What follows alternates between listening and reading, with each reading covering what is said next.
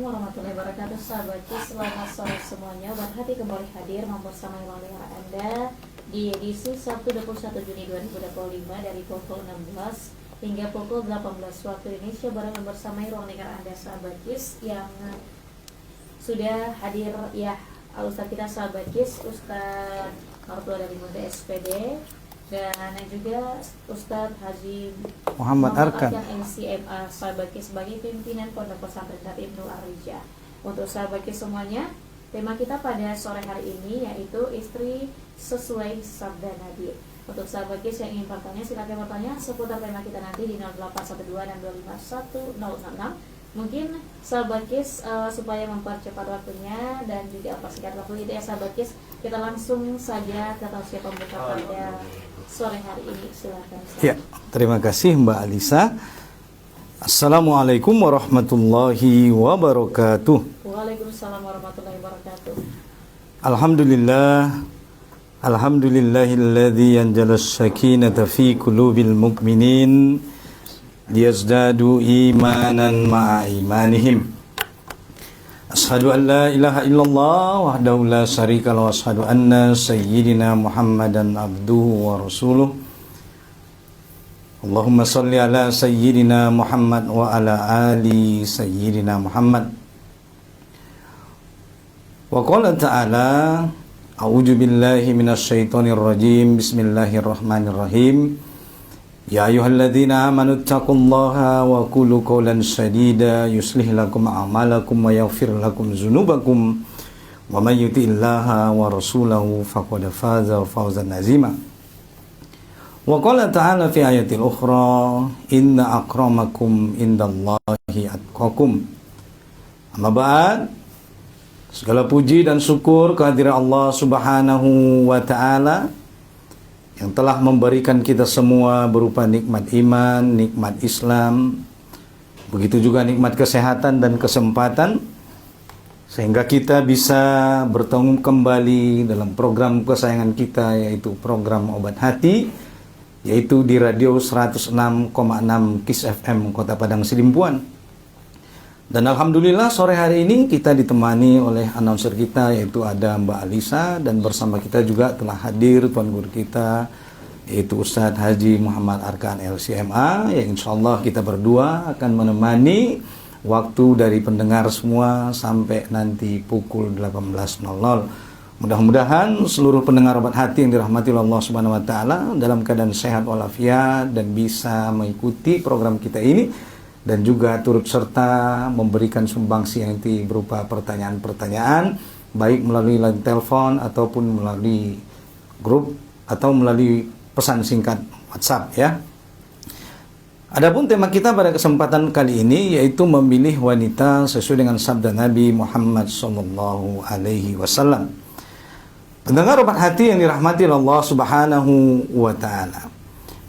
Berbicara tentang bagaimana memilih istri sesuai dengan sabda Nabi Muhammad sallallahu alaihi wasallam, maka siapa saja di antara kita yang dia memilih pasangan hidupnya, yaitu seorang istri sebagai pendamping hidup, maka hendaklah dia mengikuti petunjuk daripada Nabi Muhammad sallallahu alaihi wasallam.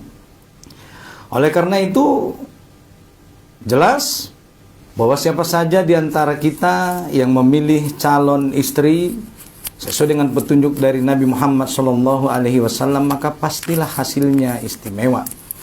Maka petunjuk Nabi adalah sangat detail dalam memberikan tuntunan bagaimana seharusnya tentang seorang wanita dan seperti apa wanita yang akan menebar semerbak harum dan kebahagiaan yang nanti wanita itu akan melahirkan sebuah generasi peradaban di dalam rumah tangga. Pendengar Obat Hati yang dirahmati Allah Subhanahu wa taala, kalau kita ingin mencari seorang istri, maka ikutilah petunjuk daripada Nabi Muhammad sallallahu alaihi wasallam. Karena petunjuk itu pastilah mengandung keberkahan dan petunjuk itu pastilah mengandung sebuah kebahagiaan. Berbicara tentang istri sesuai dengan sabda Nabi, ada beberapa hadis yang mencakup poin-poin kriteria penting dari istri idaman. Salah satu di antaranya adalah Rasulullah sallallahu alaihi wasallam bersabda, beliau berkata, wal mar'atu ra'iyatu ala baiti ba'liha wa waladihi wa hiya mas'ulatun anhum. Yang artinya, dan seorang wanita adalah pengurus rumah suaminya dan anaknya, dan dia seorang istri bertanggung jawab terhadap rumah tangga yang dia urus, yaitu hadis riwayat Bukhari dan Muslim. Dan di dalam hadis yang lain dikatakan juga, khairun nisa'il lati idza nadharat ilaiha, bahwa sebaik-baik wanita atau istri adalah jika kamu memandangnya maka dia akan menyenangkan hatimu, dan jika kamu memerintahkannya seorang istri dia akan menaatimu, dan jika kamu sedang tidak ada bersama dia maka dia akan menjagamu pada dirinya dan hartamu. Maka ini jelas kriteria istri yang menyenangkan bagi seorang suami. Dikatakan Rasulullah sallallahu alaihi wasallam bahwa seorang wanita sebaik-baik istri adalah wanita yang jika dia dipandang maka akan menyenangkan hati suami, dan jika dia diperintahkan oleh suami maka istri itu akan menaati suaminya. Dan jika suami sedang tidak berada di rumah, baik itu kalau dia sedang bekerja atau keluar dalam memenuhi tanggung jawabnya, maka seorang istri yang menyenangkan hati suami, seorang istri yang soleha sesuai dengan kriteria sabda Nabi Muhammad SAW adalah dia mampu menjaga dirinya ketika suaminya tidak berada di sisinya. Kemudian Rasulullah SAW setelah itu membaca kemudian surah An-Nisa ayat 34 yang mengatakan, ar-rijalu qawwamuna 'alan nisa bima faddallahu ba'dhum 'ala ba'din wa bima anfaqu min amwalihim fasolihat qanitat hafizat lil ghaibi bima hafizallah. Oleh karena itu dengan jelas di dalam Al-Quran surah An-Nisa 34 Allah menjelaskan bagaimana kriteria seorang istri yang sesuai dengan tuntunan Allah dan tuntunan Rasulnya, di mana seorang istri yang soleh adalah dia taat kepada Allah Subhanahu wa Ta'ala dengan cara mentaati suaminya. Maka seorang istri yang sesuai sabda Nabi adalah seorang istri yang taat kepada Allah dengan cara istri itu dia taat kepada suaminya, menyenangkan apabila dipandang suaminya, kemudian dia taat apabila diperintah dan menjaga hak dan amanah daripada seorang suami di dalam rumah tangganya. Pendengar Rapat Hati yang dirahmati Allah Subhanahu wa Ta'ala, oleh karena itu hendaklah seorang wanita bersungguh-sungguh di dalam melaksanakan daripada kriteria-kriteria yang telah disampaikan oleh Nabi Muhammad sallallahu alaihi wasallam.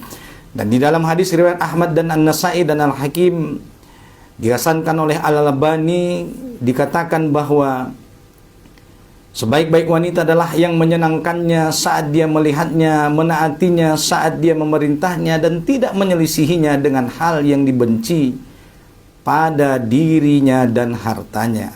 Oleh karena itu, wanita sesuai sabda Nabi adalah wanita yang senantiasa menyenangkan hati suaminya, tidak cemberut, tidak membuat suaminya merasa tertekan, tidak membuat suaminya merasa tidak nyaman berada di sisinya. Maka inilah kemuliaan seorang istri, yaitu dia bahwa istri yang sesuai sabda Nabi adalah istri yang dia bersungguh-sungguh berjihad untuk mendapatkan keriduan seorang suami. Bagaimana seorang istri itu agar menyenangkan di mata suaminya.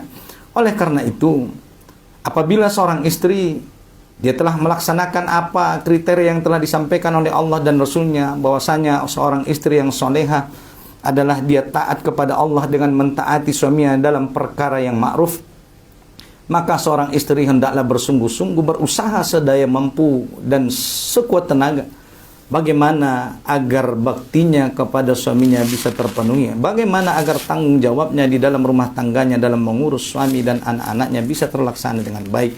Maka inilah salah satu ciri daripada istri yang sesuai dengan sabda Nabi Muhammad SAW. Dan hendaklah kita Siapapun itu, mungkin ada yang masih belum memperoleh jodoh dari Allah Subhanahu wa taala, maka penuhilah kriteria ini, carilah kriteria ini di dalam diri seorang wanita, bahwa seorang wanita sesuai sabda Nabi adalah wanita yang dia taat kepada Allah dengan mentaati suaminya, kemudian menjaga kehormatannya, kemudian dia menyenangkan hati suaminya apabila dipandang, kemudian dia menjaga amanah ketika suaminya tidak berada di sisinya, menjaga hartanya dan menjaga anak-anaknya. Pendengar obat hati yang dirahmati Allah Subhanahu wa taala, betapa banyak hari ini masalah di rumah tangga dikarenakan seorang istri dia tidak bisa menjaga amanah yang diberikan oleh suaminya, amanah ketika suaminya berada di luar rumah, amanah untuk menyenangkan hati suaminya. Padahal kalau seorang istri di rumah tangga, dia berusaha sungguh-sungguh bagaimana agar suaminya merasa senang kepadanya, walaupun dia merasa lelah, maka itu adalah medan jihad seorang istri, maka itu adalah sebuah pahala yang amat besar nilainya di sisi Allah Subhanahu wa taala. Oleh karena itu, hendaklah seorang wanita senantiasa dalam setiap waktu berusaha bagaimana agar dia memperoleh ridho daripada suaminya yang dia cintai. Karena di dalam hadis Rasulullah SAW berkata, ayyuma imra'atam matat wa zawjaha anha radahul jannah. Yang artinya, siapa saja wanita atau siapa saja seorang istri yang dia meninggal dunia di kemudian hari dan suaminya ridho kepadanya selama dia hidup dan berumah tangga bersama suaminya, maka kata Rasulullah SAW, kelak akan dikatakan kepadanya bahwa dia akan masuk surga Allah Subhanahu wa taala. Bahkan dengan jelas dikatakan di dalam hadis riwayat Ibnu Hibban, idza shallatil mar'atu khamsaha wa shamat sahraha wa hasanat farjaha wa ta'at zawjaha qila laha udkhulil jannah min ayyi abwabil jannati syi'. Yang artinya adalah apabila seorang wanita dia mendirikan salat 5 waktu, kemudian dia berpuasa pada bulan Ramadan, kemudian dia menjaga kehormatannya kecuali terhadap suaminya, kemudian dia taat kepada suaminya, maka kelak di hari akhirat Allah akan memanggil namanya, diumumkan di semua di hadapan orang banyak di hari akhirat kelak, dengan Allah mengatakan udkhulul jannah, maka masuklah engkau wahai para wanita, masuklah engkau wahai para istri ke dalam surga dari pintu mana saja yang engkau inginkan. Maka siapa saja seorang istri yang dia taat kepada Allah dengan mendirikan salat, kemudian berpuasa pada bulan Ramadan, kemudian dia menjaga kehormatannya, kemudian dia taat kepada suaminya, maka dia bebas memilih surga dari mana saja yang dia inginkan. Walaupun mungkin seorang istri itu bukanlah ahli sedekah, bukanlah ahli jihad, maka seorang istri nanti di hari akhirat kelak dia bisa memilih. Dia bisa masuk surga Allah dari pintu jihad, dia bisa masuk surga Allah dari pintu ahli sedekah, dia bisa masuk surga Allah dari pintu orang-orang yang ahli tahajud dan berbagai macam kebahagiaan lainnya apabila dia menjaga 4 hal ini. Maka seorang istri yang sesuai dengan sabda Nabi dan perintah Allah Subhanahu wa taala adalah, yaitu hanya perlu menjaga 4 hal ini saja, yaitu menjaga salat 5 waktu, berpuasa bulan Ramadan, menjaga kehormatan, dan dia taat kepada suaminya, maka kelak dia akan mendapatkan kemuliaan, bisa memilih masuk surga Allah dari pintu mana saja yang dia inginkan. Para ulama mengatakan tidak perlu kita 2 tangan untuk menghitung dan mengingat apa-apa keistimewaan bagi seorang wanita yang dia bisa menjaga 4 hal ini. Hanya perlu 1 tangan dan 4 jari. Salat 5 waktu, berpuasa pada bulan Ramadan, menjaga kehormatan kecuali terhadap suaminya, kemudian dia taat kepada suaminya kecuali suaminya mungkin memerintahkan dia bermaksiat, maka dia tidak boleh taat. Maka siapapun wanita yang melaksanakan itu, maka insya Allah dia adalah wanita yang sesuai dengan sabda Nabi Muhammad SAW. Maka kebahagiaan bagi seorang istri adalah apabila dia bisa taat kepada suaminya, menyenangkan hati suaminya ketika dia dipandang, maka inilah wanita yang bahagia. Maka seorang istri, medan jihadnya adalah ridho daripada suaminya. Sebagaimana tadi dikatakan di dalam hadis, maka siapa seorang wanita yang di kemudian hari dia wafat lalu suaminya ridho terhadapnya, maka balasannya adalah surga dari Allah Subhanahu wa taala. Oleh karena itu, Seluruh pendengar obat hati yang dirahmati Allah Subhanahu wa taala, terutama bagi para istri, hendaklah seorang istri bersungguh-sungguh bagaimana agar dia memperoleh ridho dari suaminya. Seorang wanita yang soleha, dia tidak akan bisa tertidur sebelum dia meminta maaf kepada suaminya di malam hari menjelang tidur, lalu dia mengambil tangan suaminya, kemudian dia meminta maaf. Walaupun mungkin kesalahan itu adalah berasal dari suaminya, walaupun mungkin kesalahan itu adalah berasal dari dirinya, maka seorang istri yang soleh adalah seorang istri yang senantiasa mengharapkan ridho dari suaminya. Maka inilah sebagian daripada kriteria istri yang sesuai dengan sabda Nabi Muhammad SAW. Pendengar rahmat hati yang dirahmati Allah Subhanahu wa taala, maka insya Allah kriteria yang lain ini akan dijelaskan oleh Tuan Guru kita Haji Muhammad Arkan LCMA, karena beliau juga berada bersama kita di studio. Kepada Al-Ustaz dipersilahkan, barakallahu fikum. Demikian Mbak Alisa. Waalaikumsalam warahmatullahi wabarakatuh. Ya. Untuk Ustaz, silakan Ustaz. Ya, terima kasih Ustadz Maratua, Mbak Elisa, sahabat KIS dimanapun Anda berada. Assalamualaikum warahmatullahi ta'ala wabarakatuh. Waalaikumsalam warahmatullahi wabarakatuh. Alhamdulillahi rabbil alamin, wahdahu wassalatu wassalamu ala ashrafil anbiya wal mursalin, amma ba'du. Syukur kita ucapkan kehadirat Allah Subhanahu wa ta'ala yang telah memberikan masa dan waktu kita bisa bertemu lewat udara, lewat radio dakwah ini dalam program mingguan kita yaitu Obat Hati. Semoga program ini terus diberikan Allah keberkahan di dalamnya. Amin ya rabbal dan alamin. beri manfaat kepada kami dan begitu juga kepada sahabat dimanapun Anda berada. Salawat dan salam kita ucapkan ke junjungan Nabi kita Muhammad sallallahu alaihi wasallam, beliaulah yang kita harapkan di hari kemudian. Sahabat KIS yang dirahmati Allah Subhanahu wa taala, adapun tema pertemuan kita pada sore hari ini adalah istri sesuai sabda Rasulullah sallallahu alaihi wasallam. Jadi Rasulullah sallallahu alaihi wasallam telah memberikan pola kepada kita, gambaran bagaimana kita mencari istri. Karena Rasulullah SAW bukan hanya sekali menikah dan juga beberapa kali, sebagaimana yang kita ketahui bahwa Ummul Mukminin sangat banyak, dan juga Nabi SAW menikahi mereka bukan karena faktor syahwat dan nafsu, tetapi ada pertimbangan-pertimbangan yang diberikan, yang disampaikan oleh Rasulullah SAW kepada kita. Dan ulama dalam hal ini sudah menggali sangat dalam hal tentang bagaimana Rasulullah SAW menikah dengan Ummul Mukminin yang sudah kita kenal lewat sejarah sirah nabawiyah. Maka tadi Tuan Guru kita, yaitu Ustadz Maratua Dalimunte, telah memaparkan kepada kita ciri-ciri daripada istri-istri yang solehah itu, yang bagaimana yang disabdakan oleh Rasulullah SAW, dan juga seperti yang sudah digambarkan Allah di dalam kitab suci kita. Kami di sini ingin menyempurnakan apa yang disampaikan Tuan Guru kita dalam hal mengenai cara dan pola Rasulullah SAW menikahi istri-istri yang telah kita ketahui lewat sejarah.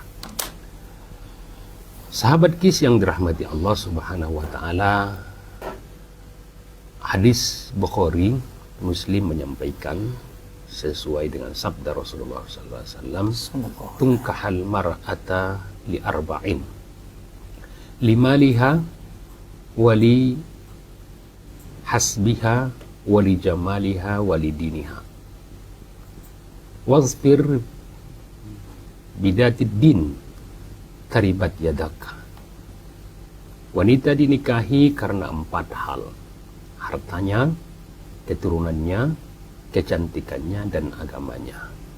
Pilihlah yang kuat agamanya, niscaya engkau beruntung.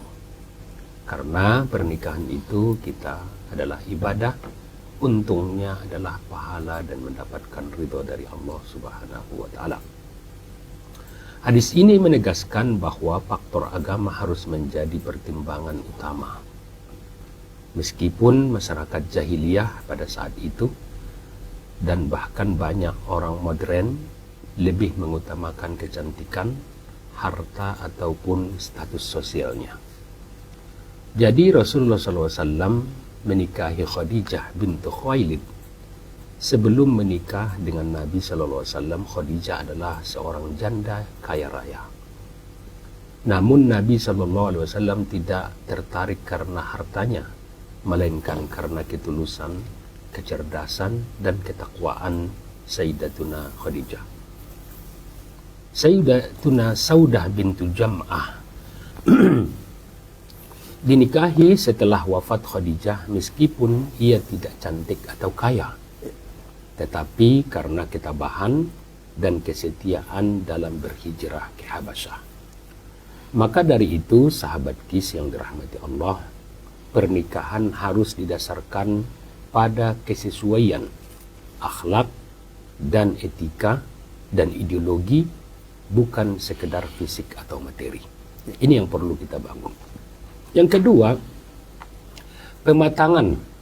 pematangan kesiapan mental. Pola Nabi SAW memilih istri pernikahan dengan Khadijah usia 25 umurnya Nabi kita Muhammad SAW, sampai sedangkan Sayyidatuna Khadijah adalah umur 40 tahun. Nabi SAW menikah di usia muda 25 tahun dengan Khadijah yang lebih tua 40 tahun. Ia menunjukkan bahwa kematangan emosional dan kesiapan finansial lebih penting daripada usia. Pernikahan dengan Aisyah juga usia 6 tahun, tetapi baru tinggal bersama dengan Nabi di umur 9 tahun. Dalam konteks zaman itu, pernikahan dini adalah hal yang biasa. Namun, Nabi SAW tidak langsung menggaulinya hingga Aisyah balik siap secara fisik.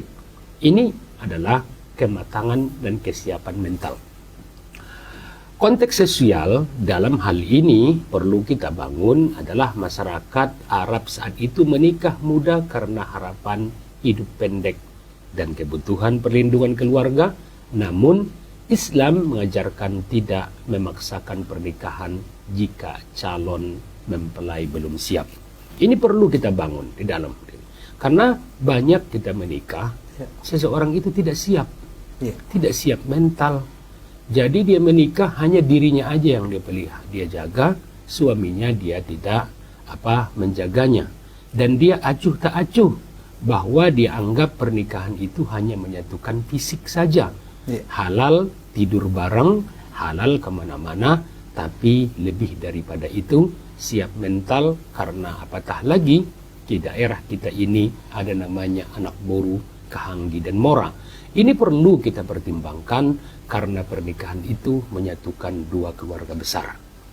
Dasar syariat yang perlu kita bangun di sini adalah Islam menekankan kematangan akal dan fisik. Sebelum menikah bukan hanya usia biologis. Jadi di sini harus juga matang pola pikir. Jangan umur sudah lanjut tapi masih dibilang, bahkan orang tua pun menyampaikan kadang di pernikahannya, anakku ini doya-doya, anakku ini ada manja-manja, anakku ini nggak bisa.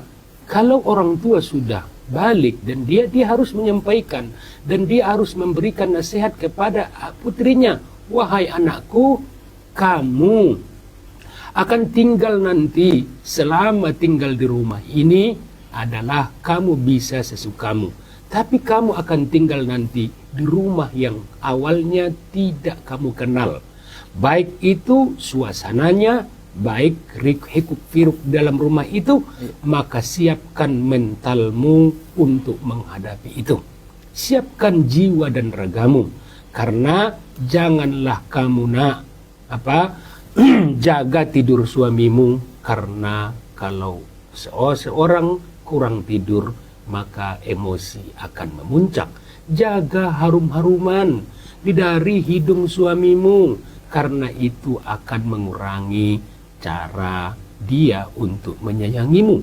Jaga rasa lapar dari suamimu, perhatikan makannya, karena rasa lapar itu membuat seseorang mudah emosi. Ini semua wajib diberikan nasihat dari ayah, dari anak, dari ibu ke anak, agar anak ini matang secara mental dan fisik. Lalu sahabat kis yang dirahmati Allah tidak memandang status. Kadang dalam pernikahan itu apa kerjanya, apa dia, status sosialnya ini adalah nomor 2. Yang pertama adalah kita lihat dia beragama. Wahai sahabat kis yang dirahmati Allah Subhanahu wa taala, sebagaimana Rasulullah SAW Khadijah janda 2 kali sebelum menikah dengan Nabi SAW. Saya Zainab bintu Huzaimah dijuluki Ummul Masakin, ibunya orang-orang miskin, karena kedermawanannya meskipun ia janda. Saudah binti Jum'ah dinikahi setelah suaminya Asyakran bin Amr wafat dalam hijrah. Maka apa konteks sosial dari 3 hal ini? Masyarakat jahiliyah memandang rendah janda, tapi Nabi menghapus stigma ini dengan menikahi janda dan menghormati mereka. Sahabat kis yang dirahmati Allah Subhanahu wa taala, pernikahan untuk dakwah dan ukhuwah ini juga perlu kita pertimbangkan. Rasulullah SAW menikah Ummul Habibah Ramlah binti Abi Sufyan, putri pemimpin Quraisy Abu Sufyan yang awalnya memusuhi Islam. Pernikahan ini mengurangi permusuhan di antara mereka. Juwairiyah binti Al-Haris, putri pemimpin Bani Mustaliq. Pernikahan ini menghentikan permusuhan dan membuat banyak tawanan dibebaskan. Maka dari itu, sahabat kis yang dirahmati Allah, apa konteks sosialnya dan historisnya di dalam 3 kejadian itu? Yang pertama, menyatukan suku-suku Arab. Kedua, memperkuat posisi muslimin dalam saat itu, menunjukkan kasih sayang Islam kepada musuh yang berdamai. Maka dari itu, sahabat kis yang dirahmati Allah, banyak hal yang perlu kita pertimbangkan dalam memilih pasangan kita sesuai pola yang diberikan oleh Nabi kita Muhammad SAW. Yang terakhir, tidak buru-buru dan pertimbangkan maslahatnya. Nabi setia kepada Khadijah selama 25 tahun tanpa dipoligami. Meskipun budaya Arab saat itu membolehkan banyak istri. Setelah Khadijah wafat, baru beliau menikah untuk kebutuhan dakwah dan sosial, bukan sekedar nafsu. Pelajaran penting dalam hal ini, pernikahan harus direncanakan dengan matang, bukan karena tekanan sosial atau emosi sesaat.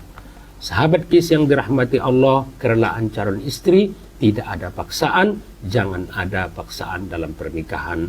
Istri yang subur dan penyayang juga satu-satu pertimbangan yang perlu kita timbangkan di dalam pernikahan ini. Semoga apa yang kami sampaikan ini bermanfaat untuk sahabat kis, begitu juga kepada kami, agar kita membawa bahtera rumah tangga ini ke pantai sakinah, mawaddah, warahmah, dan kita semua dimasukkan Allah Subhanahu wa taala dalam surganya. Amin. Kita sama-sama mengucapkan Allahumma antas salam wa minkas salam wa ilaikas salam wa dakhilnal jannata darussalam tabarakta rabbana wa ta'ala ya jal jalali wal ikram. Wabillahi taufiq wabil hidayah wa bihi nasta'in. Wassalamualaikum warahmatullahi ta'ala wabarakatuh. Waalaikumsalam warahmatullahi wabarakatuh. Sahabat kis yang ingin bertanya silakan bertanya. Kita jeda sebentar dulu. Jangan kemana-mana sahabat kis, tetaplah bersama di program Obat Hati.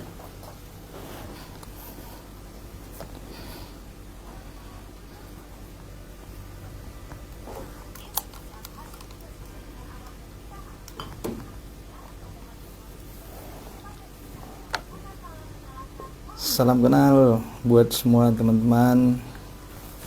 Kita di program Obat Hati bersama Tuan Guru kita ada Ustadz Arkan LCMA. Boleh yang mau tanya-tanya seputar tema, yaitu menjadi istri sesuai dengan Bapak, Ibu, sabda sahabat Nabi. KIS, berita utama pukul 17 waktu Indonesia Barat bersama saya Lis Rindia. Dikabarkan satu unit kapal terbakar di pelabuhan Udah nontonnya di masa- Tegal, Jawa Insyaallah. Tengah, Polda Jawa Tengah melalui proses Polres Tegal Kota maksud kami dan tim gabungan bergerak membantu memadamkan kebakaran. Kapolres Tegal Kota AKBPI Putu Krisna Purnama mengatakan kebakaran tersebut diduga akibat selang yang terlepas dari kaitan. Jadi bayang nonton diesel. ada belasan, Kebakaran ada tersebut 15, dilakukan 16, oleh motor yang 20 nih. berada di dekat kapal. 7 lagi. Kita beralih sahabat KIS ke berita selanjutnya. Dikabarkan Direktorat Reserse Kriminal Umum atau Ditreskrim Polda Sumatera Utara mengungkap kasus dugaan eksploitasi seksual terhadap anak yang diduga kuat merupakan tindak pidana perdagangan orang atau TPPO. Dua orang tersangka yakni seorang perempuan berinisial LA 44 tahun dan seorang pria berinisial TS 50 tahun telah diamankan petugas. Kasus ini bermula saat 3 korban perempuan berusia remaja 19 tahun, 15 tahun, dan 14 tahun diajak tinggal di rumah kos milik tersebut.